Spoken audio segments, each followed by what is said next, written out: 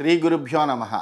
గురుర్బ్రహ్మ గురుర్విష్ణు గురుర్దేవో మహేశ్వర గురు సాక్షాత్ పరం బ్రహ్మ తస్మై శ్రీ గురవే నమ.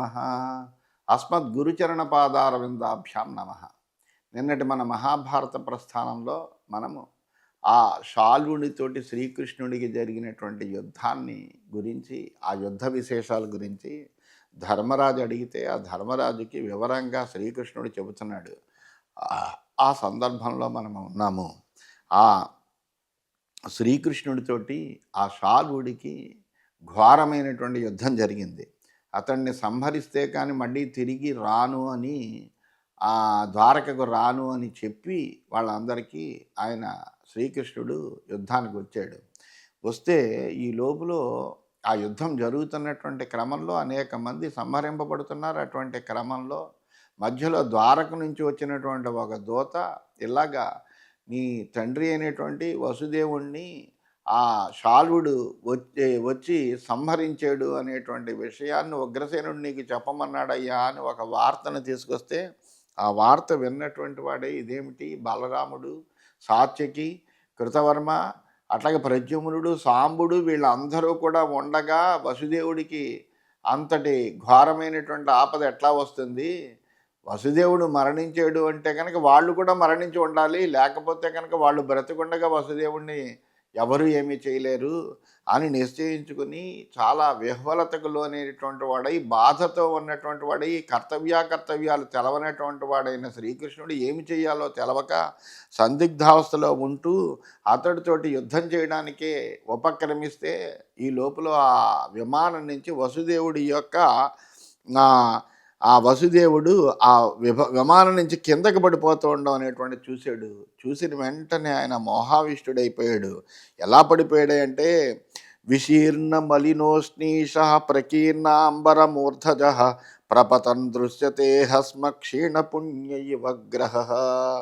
చిరిగినటువంటి మలినమైనటువంటి తలపాగా ధరించినటువంటి వాడై, చెదరిన వస్త్రం కలిగినటువంటి వాడై, చెదరైనటువంటి జుట్టు కలిగినటువంటి ఆ వసుదేవుడు పుణ్యం నశించి కిందకు పడుతున్నటువంటి ఒక గ్రహంలాగా పడుతున్నట్ట. తతశారంగం ధనుశ్రేష్ఠ కరాత్ ప్రపదితం మమ మోహాపన్నశ్చ కౌంతేయ రథోపస్థ ఉపావిషం. ఆ దృశ్యాన్ని చూశాను.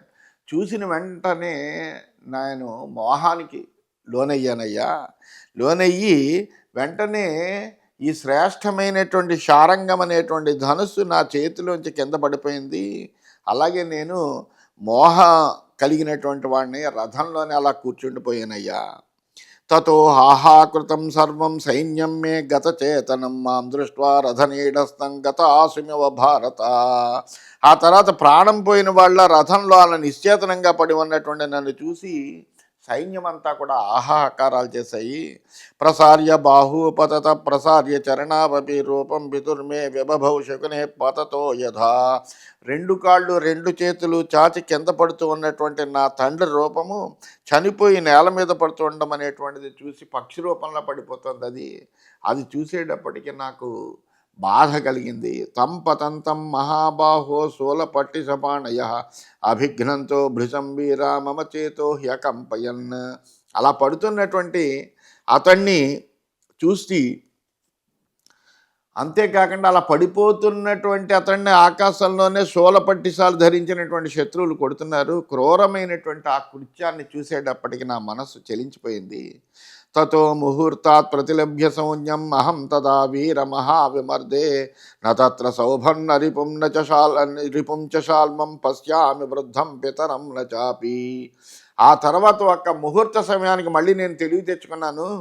ఆ సమయానికి యుద్ధ రంగంలో ఆ సౌభ విమానం యొక్క జాడ లేదు, ఆ శత్రువైనటువంటి శాల్వుడు కూడా కనిపించలేదు, అలాగే వృద్ధుడై కింద పడిపోతున్నటువంటి నా తండ్రి కూడా కనిపించలేదు.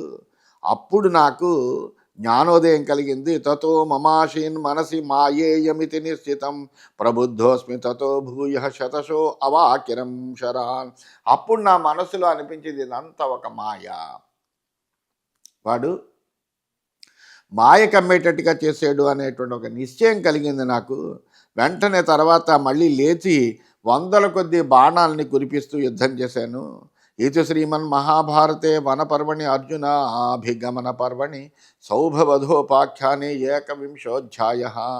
ఈ విధంగా శ్రీమన్ మహాభారతంలో వనపర్వంలో అర్జున అభిగమన పర్వం అనేటువంటి ఉపపర్వంలో సౌభవధోపాఖ్యానం అనేటువంటి 21వ అధ్యాయం పూర్తయింది. 22వ అధ్యాయంలోకి మనం ప్రవేశించాం.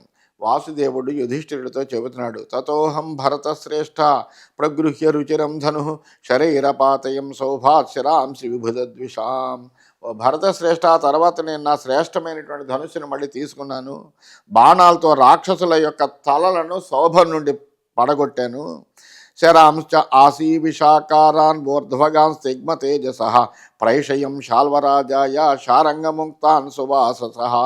నా శారంగ ధనువు నుండి సర్పాల లాంటి ఆకారంలో ఉండి పైకి వెళ్ళేటువంటి సూర్యకిరణాల వంటి బాణాలను శాలువుల మీద ప్రయోగించానయ్యా. తతో నా దృశ్యత తదా శోభం కురుకులోద్వహ అంతర్హితం మాయయాభూత్ తతోహం విస్మితో భవన్. వెంటనే నేను ఈ బాణాలని ప్రయోగించేప్పటికీ ఆ శోభ విమానం అంతా కూడా మాయ చేత కప్పబడి నాకు కనిపించలేదు.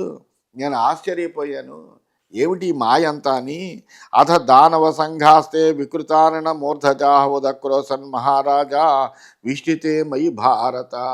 ఓ భారత, నేను నిశ్చలంగానే ఉన్నాను, కానీ వికృతాలైనటువంటి ముఖాలు కేశాలు కలిగినటువంటి ఆ దానవ సంఘాలన్నీ కూడా వికృతంగా గట్టిగా అరుస్తున్నాయి. తతోస్త్రం శబ్దసాహం వై త్వరమాణో మహారణే అయోజయం తద్వధాయ తతశబ్ద ఉపారమత. శబ్దం విన్నాను నేను, వాళ్ళ అరుపులు ఎక్కడి నుంచి వస్తున్నాయో అటువంటి ఆ శబ్దాన్ని విని వెంటనే నేను వాళ్ళని చంపడం కోసం శబ్దవేధి అయినటువంటి బాణాన్ని సంధించాను. దాన్ని చూసి వాళ్ళు శబ్దం చేయకుండా శాంతించారు. హతాస్తే దానవా సర్వే ఏ శబ్ద ఉదీరిత. ఎక్కడి నుంచి అయితే ఆ శబ్దం వచ్చిందో ఆ శబ్దం వచ్చిన చోట ఉన్నటువంటి రాక్షసులందరూ కూడా చంపబడ్డారు. శరైరాదిత్య సంకాసై జ్వలితై శబ్ద సాధనై. శబ్ద భేది అనేటువంటి విద్య ద్వారా ప్రయోగించడం చేత ఆ సూర్యకిరణాల లాంటి తీక్ష్ణమైనటువంటి ఆ బాణముల చేత వాళ్ళందరూ కూడా చంపబడ్డారయ్యా. తస్మిన్ ఉపరతే శబ్దే పునరేవ అన్యతోభవత్ శబ్దో అపరో మహారాజా తత్రాపి ప్రాహరం శరై. ఆ శబ్దం శాంతించింది, వీళ్ళందరూ కూడా అక్కడ ఉన్నటువంటి వాళ్ళందరూ కూడా సంహరింపబడ్డారు అని అనుకుంటూ ఉండగానే మరో చోట నుంచి శబ్దం వినిపించింది. వెంటనే దాని మీద కూడా మళ్ళీ అటువంటి బాణాలని నేను ప్రయోగించేటప్పటికి అక్కడ ఉన్నటువంటి రాక్షసులు కూడా సంహరింపబడ్డారు. ఏవం దశ దిశ సర్వాహ తిర్య గోర్ధ్వంజ భారత నాదయామా సురసురా తేచాపి నిహతామయ్యా. వెంటనే వాళ్ళు అన్ని దిక్కుల నుంచి 10 దిక్కుల నుంచి కూడా రకరకాలైనటువంటి ధ్వనులు చేస్తూ ఉన్నారు. అప్పుడు 10 దిక్కుల యందు ఉండేటువంటి వాళ్ళందరినీ కూడా శబ్దాన్ని ఆశ్రయించి వాళ్ళ మీదకి నేను బాణప్రయోగం చేశాను. వెంటనే ఆ 10 దిక్కుల్లో ఉండేటువంటి రాక్షసులందరూ కూడా సంహరింపబడ్డారయ్యా. తత ప్రాగ్జ్యోతిషంగత్వా పునరేవ వ్యదృశ్యత సౌభం కామగమం వీర మోహయన్ మమ చక్షుషి. ఆ తర్వాత ఆ స్వేచ్ఛాగమనం కలిగినటువంటి ఆ సౌభ విమానము అది ఏం చేసిందంటే ప్రాగ్జ్యోతిషపురానికి సమీపంలో నా కళ్ళకు భ్రమను కలిగిస్తూ కనిపించిందయ్యా. తతో లోకాంతకరణ దానవో దారుణాకృతి శిలావర్షేణ మహత సహసా మాం సమావృణోత్. ఆ తర్వాత లోక వినాశకుడు భయంకరమైన ఆకారం కలిగినటువంటి ఆ శాలువుడు హఠాత్తుగా పెద్ద రాళ్ల వర్షంతో నన్ను ఆక్రమించాడు. సోహం పర్వతవర్షేణ వధ్యమాన పునః పునః వల్మీకైవ రాజేంద్ర పర్వతోపచితో భవం. ఆ శిలావర్షం చేత కొట్టబడుతున్నటువంటి నేను పర్వతాల చేత కప్పబడినటువంటి ఒక వల్మీకంలాగా అయిపోయాను నేను. తతోహం పర్వతచిత. నా మీద అన్నీ కూడా ఈ శిలాలన్నీ కూడా కప్పబడ్డాయి. తతోహం పర్వతచిత సహయ సహసారథి అప్రఖ్యాతిమియామి ఇమియాం రాజన్ సర్వతైశ్చిత. అప్పుడు నేను పర్వతాల చేత కప్పబడినటువంటి గుర్రాలతోటి సారథితోటి పాటుగా ఉన్నాను. నేను మా గుర్రాల మీద రథం మీద సారథి మీద నా మీద అంతా కూడా ఈ రాళ్ళన్నీ కప్పబడి ఉన్నాయి. దాంతో మేము ఎవ్వరికీ కూడా కనిపించినటువంటి పరిస్థితుల్లో ఉన్నాం మేము. తతో వృష్ణిప్రవీరాయే మమాసన్ సైనికాస్తదా తే భయార్తా దిశ సర్వే సహసా విప్రదుద్రువు. ఎప్పుడైతే నేను కనిపించలేదో నా వెనకాల ఉన్నటువంటి వృష్ణివంశీయులైనటువంటి సైన్యం అంతా కూడా కంగారు పడ్డారు, భయకంపితులయ్యారు. వాళ్ళ కంగారుతో అన్ని దిక్కులకి కూడా పరిగెత్తారు.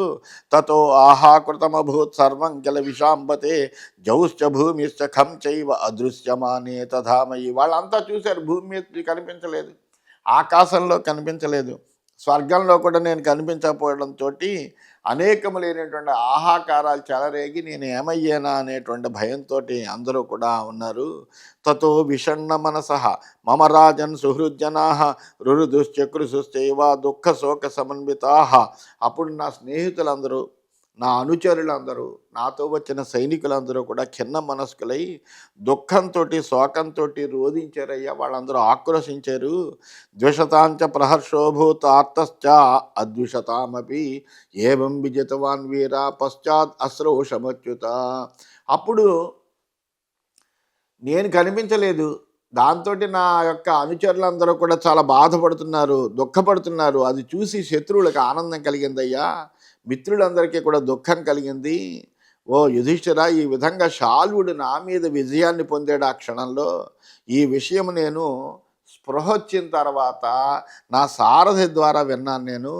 తతోహం ఇంద్రదయితం సర్వపాషాణ భేదనం వజ్రముద్యమ్య తాన్ సర్వాన్ పర్వతాన్ సమశాతయన్. ఆ తర్వాత స్పృహలోకి వచ్చినటువంటి నేను అతి కష్టం మీద పాషాణాలని కూడా చేల్చగలిగినటువంటి వజ్రాయుధాన్ని స్వీకరించి నా మీద ఉన్నటువంటి పర్వతాలన్నింటినీ కూడా ముక్కలు ముక్కలు చేశాను. తత పర్వత భారార్తా మందప్రాణ విచేష్టితా హయామ మహారాజా వేపమాన ఇవా భవన్. మెల్లగా గుర్రాల మీద ఉండేటువంటి అన్నీ కూడా తీసాను. ఆ రాతి ముక్కల భారానికి పాపం బాధపడిపోయి కేవలము కొన ప్రాణంతో కొట్టుకుంటున్నాయి నా గుర్రాలన్నీ కూడా కంపిస్తున్నాయి. అటువంటి వాటికి రక్షణ కల్పించాను. మేఘజాలమివాకాశే విదర్యా అభ్యుదితం రవిం దృష్ట్వా మాం బాంధవా సర్వే హర్షమాహారయన్ పునః. వెంటనే మళ్ళీ నేను నా గుర్రాలు రథము కనిపించేటప్పటికీ ఆవరించినటువంటి మేఘ సముదాయాన్ని చీల్చుకుని సూర్యుడు ఎట్లాగైతే ప్రత్యక్షమైతే ప్రాణికోటికి ఆనందంగా ఉంటుందో అలాగే ఈ శిలల పుట్టలోంచి బయటపడ్డనటువంటి నన్ను చూసి నా బంధువులు అనుచరులు అందరూ కూడా ఆనందించారయ్యా. తత పర్వత భారార్తాన్ మందప్రాణ విచేష్టితాన్ హయాన్ సందృశ్య మాం శోత ప్రాహ తాత్కాలికం వచః. ఆ తర్వాత పర్వత భారాలతో బాధపడి చేష్టలుడిగి అల్ప ప్రాణావశిష్టులైనటువంటి ఆ గుర్రాలను చూసి ఆ రధికుడు మా సారథి అయినటువంటి సూతుడు నాతో ఇలా సమయోచితంగా మాట్లాడాడయ్యా. సాధు సంపస్య వార్ష్ణేయ శాల్వం సౌభవతిం స్థితం అలం కృష్ణ అవమన్యైనం సాధుయత్రం సమాచర. ఓ కృష్ణ, చాలా బాగా చేసేవయ్యా, మొత్తానికి మళ్ళీ నువ్వు స్పృహ తెచ్చుకున్నావు, ఎక్కడి నుంచి బయటపడ్డావు. అదిగో చూడు అక్కడ ఆ సౌభపతి అయినటువంటి శాలువుడు అక్కడ మనకు కనిపిస్తున్నాడు. ఇప్పటి వరకు అతన్ని ఉపేక్షిస్తూ వచ్చావు, ఇంక ఉపేక్ష అనేటువంటిది అసలు పనికిరాదు, అతన్ని వెంటనే చంపడానికి తగినటువంటి ప్రయత్నం చేయవయ్యా అని నాలో ఉత్సాహాన్ని నింపాడు. మార్దవం సహితాం చైవ శాల్వాదజ్య వ్యపాహర జహి శాల్వం మహాబాహో మైనం జీవయ కేశవ. ఓ మహాబాహు కేశవ, ఇంకా శాల్వుడి పట్ల ఏ విధమైనటువంటి మృదుత్వమో పనికిరాదు. ఆ శాల్వుడు అనేటువంటి వాడు ఇంకా బతక ఉండడానికి వీల్లేదు. అతడి మీద ఉండేటువంటి స్నేహభావాన్ని వదిలిపెట్టవయ్యా, వెంటనే శాల్వుడిని చంపేయి, అతడిని ఇంక జీవించనీయకు అని చెప్పాడు. సర్వై పరాక్రమైర్వీరా వధ్య శత్రుమేత్రహన్ న శత్రురవమంతవ్య దుర్బలోపి బలీయస. ఓ వీరా, అన్ని విధాలైనటువంటి పరాక్రమాలతోటి శత్రువు అనేటువంటి వాడు ఎప్పుడు కూడా చంపదగినటువంటి వాడే. శత్రువు దుర్బలుడైనప్పటికీ కూడా బలవంతుడు వాడిని అవహేళన చేయకూడదు. అందువలన ఈ శాల్వుణ్ణి నువ్వు వెంటనే సంహరించు. యోపి స్యాత్ పీఠగ కశ్చిత్ కిం పునః సమరే స్థితః సత్వం పురుష శార్దూల సర్వయత్నైరియం ప్రభో జై వృష్ణికులశ్రేష్ఠ మాత్వం కాలో అత్యగాత్ పునః నైషమార్దవసాధ్యో వై మతో వాపి సఖా తవ ఏన త్వం యోధితో వీర ద్వారకా చావమర్దిత ఏవమాదిత కౌంతేయ శ్రుత్వాహం సారథేర్వచః తత్త్వమేతదితి జ్ఞాత్వా యుద్ధే మతిమధారయం వధాయ శాల్వరాజస్య సౌభస్య చ నిపాతనే. వెంటనే శత్రువు మన ఇంటికొచ్చి తన ఇంట్లో ఆసనం మీద కూర్చున్నప్పటికీ శత్రుశేషం అనేటువంటిది ఉండకూడదయ్యా, అందువలన వాడిని చంపాలి, అటువంటి వాడు యుద్ధంలోని ఎదురుకుండా ఉన్నాడు, ఇంకా నువ్వు ఉపేక్షిస్తావేమిటి, అన్ని విధములైనటువంటి ప్రయత్నము చెయ్యి, వెంటనే ఇతన్ని చంపు, ఎందుకంటే కాలం మించిపోకూడదు, శత్రువు బలపడిపోతూ ఉంటాడు, అల్లా నువ్వు సున్నితంగా ఏదో వీడు లొంగుతాడు అని మటుకు నువ్వు అనుకోకు, వీడేం నీకు మిత్రుడు కాదు, నీ ద్వారకనంతటిని కూడా సర్వనాశనం చేసినటువంటి వాడు, అందువలన అటు వాడితోటి నువ్వు యుద్ధం చేస్తున్నావు కాబట్టి నువ్వు వెంటనే అతన్ని సంహరించు అని నా సారథి చెప్పాడు. చెప్పేటప్పటికీ ఆ సారథి మాటలను విని అది నిజమే అనుకుని నేను వెంటనే ఆ సౌభపతి అయినటువంటి శాల్వరాజుని చంపడానికి దృఢమైనటువంటి సంకల్పం చేశానయ్యా. దారుకం చాబ్రువం వీరా ముహూర్తం స్థీయతామితి తతో అప్రతిమం దివ్యం అభేద్యమతి వీర్యవత్ ఆగ్నేయమస్త్రం దయితం సర్వసాహం మహాప్రభం యోజయం తత్ర ధనుషా దానవాంతకరం రణే. వెంటనే నేను ఆ దారుకుడితో ఈ విధంగా చెప్పాను, వీరా ఒక్క క్షణకాలం ఉండవయ్యా అని చెప్పాను. వెంటనే ఆగ్నేయాస్త్రాన్ని నా ధనుస్సుకి సంధించాను. అది ఎటువంటిదంటే రణరంగంలో అడ్డు లేనటువంటిది, దివ్యమైనటువంటిది. ఆ అస్త్రాన్ని ఎవ్వరూ కూడా ఛేదించలేరు, మహాశక్తి కలిగినటువంటిది, నాకు చాలా ఇష్టమైనటువంటిది, అన్నిటినీ సహించగలిగేటువంటి గొప్ప కాంతి కలిగినటువంటిది, ఈ శాల్వుణ్ణి చంపదగినటువంటిది. అందువలన ఆ అస్త్రాన్ని తీసాను. యక్షాణం రాక్షసానాం చ దానవానాం చ సంయుగే రాజ్ఞాంచ ప్రతిలోమానాం భస్మాంతకరణం మహత్. ఆ అస్త్రము యుద్ధంలో యక్షుల్ని కానీ రాక్షసుల్ని కానీ దానవుల్ని కానీ శత్రురాజుల్ని కానీ భస్మం చేయగలిగినంత గొప్పది, అటువంటి అస్త్రం అది. క్షురాంతం అమలం చక్రం కాలాంతకయమోపమం అనుమంత్రియ ఆహం ఆహం అతులం ద్విషతాం వినివర్షణం. అనుమంత్రియ అహం అతులం ద్విషతాం వినివర్షణం. జహి శోభం స్వవీర్యేణ ఏ చాత్ర రిపవో మమ ఇత్యుక్త్వా భుజవీర్యేణ తస్మై ప్రాహిణవం మృషా. ఆ ఆగ్నేయాస్త్రంతో మంత్రించినటువంటి సుదర్శన చక్రము కత్తి అంచు కలిగినటువంటిది ఉంటుంది, అది కాలాంతకుళ్ళ ఉండేటువంటి అస్త్రం, అది యముళ్ళ భయంకరమైనటువంటిది, అనుపమానమైనటువంటిది, దాంతో సమానమైనటువంటి అస్త్రము ఇంకా లేనేలేదు. శత్రునాశకమైనటువంటి ఆ అస్త్రాన్ని అభిమంత్రించాను. అభిమంత్రించి నీ శక్తి చేత ఆ సౌభ విమానాన్ని నా శత్రువుల్ని సంహరించు అని పలికి కోపంతో దాన్ని శాల్వునిపై ప్రయోగించానయ్యా. రూపం సుదర్శనస్యాసీత్ ఆకాశే సతతస్తదా ద్వితీయస్యేవ సూర్యస్య యుగాంతే ప్రపతిష్యతః. అది అలా వెడుతుంటే ఎలా ఉందంటే, సుదర్శన చక్రం యొక్క రూపము ప్రళయకాలంలో ప్రకాశించేటువంటి ఒక రెండవ సూర్యుడిలా ఉందయ్యా, అలా ఉంది, అంత ప్రకాశంతో వెళ్ళింది. తత్సమాసాద్య నగరం శోభం వ్యపగత త్విషం మధ్యేన పాటయామాస క్రకచోద్దార్వినోచ్చరితం. ఆ చక్రము ఆ శోభ విమానాన్ని సమీపించింది. బలమైనటువంటి ఒక కర్రని ఆ రంపం ఎలాగైతే నరికేస్తుందో అలా నరికినట్టుగా తన పదునైనటువంటి అంచులతో దాన్ని మధ్యగా చీల్చివేసింది. దాంతో ఆ శోభ విమానం కాస్త రెండు ముక్కలైందయ్యా. ద్విధాకృతం తతః శోభం సుదర్శన బలాద్ధతం మహేశ్వర శిరోద్ధూతం పపాత త్రిపురం యథా. మహేశ్వరుడి యొక్క శరాఘాతానికి త్రిపురాసురుడి యొక్క త్రిపురాలు ఏ విధంగా అయితే నాశనమయ్యాయో అల్లాగా ఈ సుదర్శన చక్రం యొక్క బలమైనటువంటి దెబ్బకు ఆ శోభ విమానం కాస్త రెండు మొక్కలైంది. తస్మిన్ నిపతితే శోభే చక్రమగాత్కరం మమ పునశ్చాదాయ వేగేన శాల్వాయేత్యహమబ్రువన్. ఎప్పుడైతే ఆ శోభ విమానాన్ని ధ్వంసం చేసేసిన తర్వాత ఆ చక్రం వచ్చి మళ్ళీ నా దగ్గరికి వచ్చి నా చేతికి తిరిగి వచ్చింది. దాన్ని గ్రహించినటువంటి వాడినే నేను మరలా వేగంగా దాన్ని, ఇదిగో దీన్ని శాలుని సంహరించడానికి ఉపయోగిస్తున్నాను అని మళ్ళీ చెప్పి ప్రయోగించాను. తతశాల్వం గదాంకుర్వీం ఆవిధ్యంతం మహాహవే ద్విధాచకార సహసా ప్రజ్వాలత చేతసా. వెంటనే అది గదాప్రహారాలతో యుద్ధం చేస్తున్నటువంటి ఆ శాల్వుణ్ణి కూడా రెండుగా చీల్చివేసి ఉజ్వలంగా ప్రకాశించిందయ్యా. తస్మిన్ వినిహితే వీరే దానవాస్త్రస్తచేతన హాహాభూతాదిశో జగ్ము అద్దిత మమ సాయకై. ఆ విధంగా దానవ వీరుడైనటువంటి శాల్వుడు మరణించాడయ్యా. రాక్షసులందరూ కూడా బేతావహులయ్యారు. నా బాణాల చేత హింసింపబడి ఆహాకారాలు చేస్తూ అన్ని దిక్కులకి పరిగెత్తారు. అటువంటి వాడ శాల్వుడు.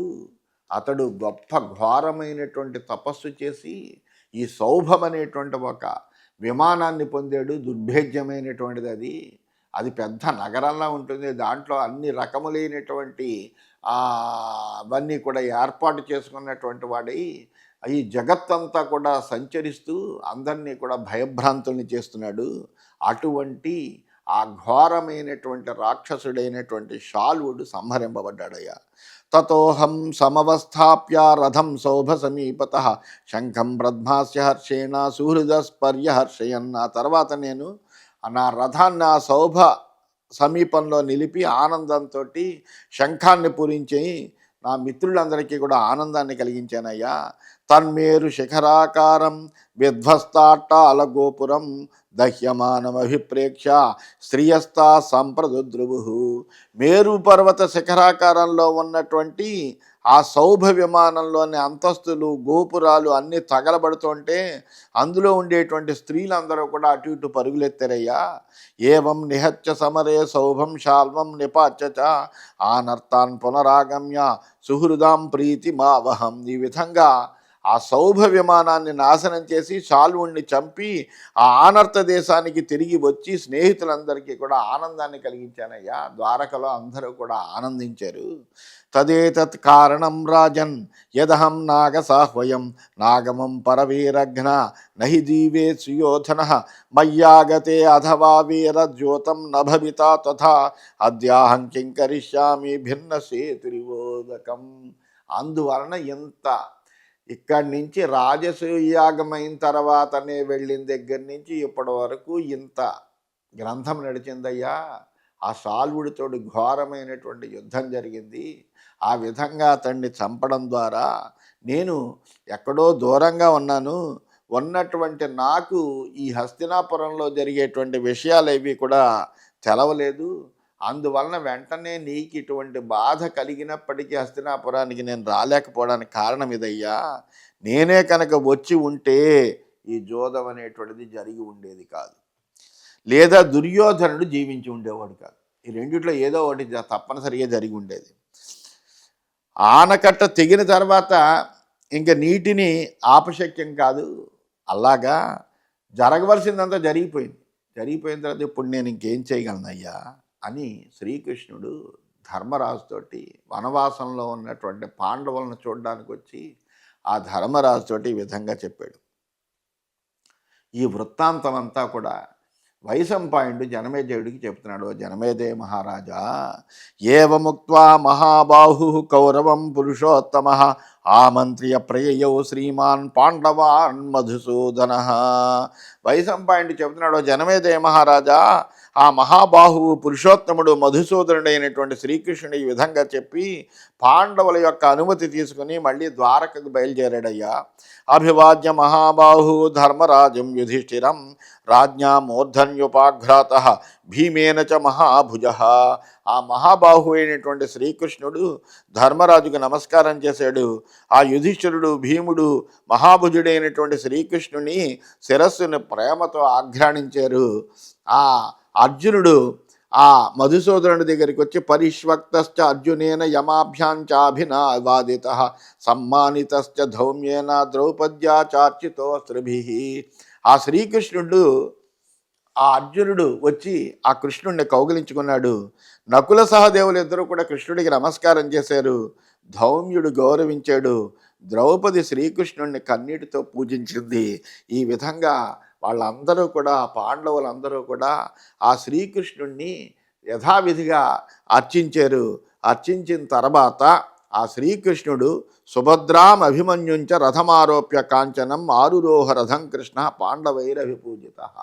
ఆ సుభద్రని అభిమన్యుణ్ణి కూడా తన రథం ఎక్కించుకున్నటువంటి వాడై కృష్ణుడు పాండవుల చేత పూజింపబడినటువంటి వాడై తాను కూడా రథాన్ని ఎక్కి ఆయన తిరిగి ద్వారకకి ప్రయాణమయ్యాడని చెబుతూ స్వస్తి.